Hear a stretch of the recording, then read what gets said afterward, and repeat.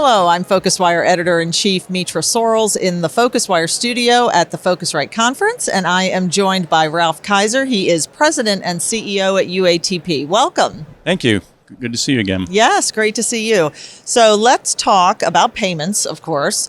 Why would you say payments are important to strategic initiatives for airlines? So I always say that every business is in the job of making money and collecting money for their services, and so doing that in the most efficient, optimized manner is important for the bottom line. And so if you're leaving money on the table, that hurts. And so collecting money for like lower cost based forms of payment helps an airline, which is, traditionally the airline industry is a low margin business. Right. A lot of people make a lot of money working with airlines, but the airlines bear the brunt of all those costs. Right. And so taking out 1 or 2% from your payment optimization processes is very important to the bottom line. Do you think airlines and TMCs are really looking at the cost of payments? I do think they are now because they've done a good job. So, airlines have done things with commissions, with GDSs, and I think the last piece of distribution to take out cost is payment. Okay. And there's some airlines that are doing a very good job at that, and others, we're helping learn about it. But you're seeing payment strategy groups now within airlines, which probably 10, 20 years ago you never saw. Yeah, so maybe we'll see sort of a domino effect then as they hope so, yeah. Yeah.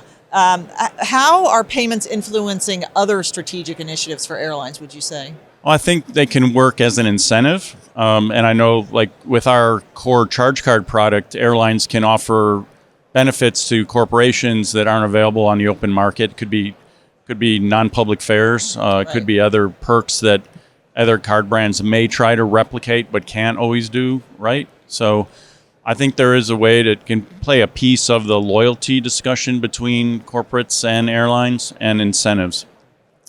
And talk to me a bit about the shift that you are seeing in payments. It's something we hear quite a bit about. There's, cash, card, digital. I mean, what are you seeing happening? Yeah, well, everything has a cost of processing, especially cash. And the digital wallets are coming up. Airlines are creating their own digital wallets and not just having cards in it, but other forms of payment that maybe not as many corporates want to use, but for sure there's an element of travelers that want to use their preferred form of payment. Right. And airlines only have so much real estate, so it's important to know from a strategic standpoint in which market will which payment be adopted by the traveler. Otherwise, you're wasting your time. Yeah, it's that personalization piece right, really ties into there. Yeah.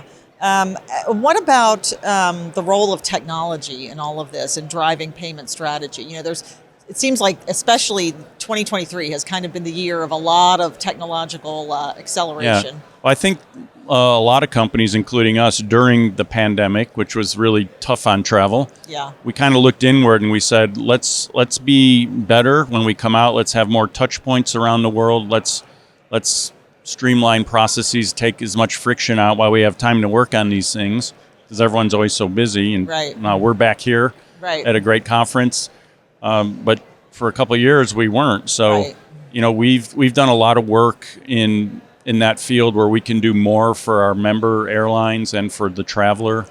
Like we're about to get our second patent on some of our technology, and we have a third pending. So it's just everything's moving very quickly, and people they don't want to think about it too much. They want it to be frictionless, right? And you're seeing stuff with blockchain technology coming on board now. So I think there's still a ways to go, but it's just accelerating the use of technology to just make it a better travel experience. Yeah. And then, I guess, of course, we're coming up on the end of the year, starting to look ahead to the coming year. What's trends or what are you looking at as far as how payments might be changing for the future?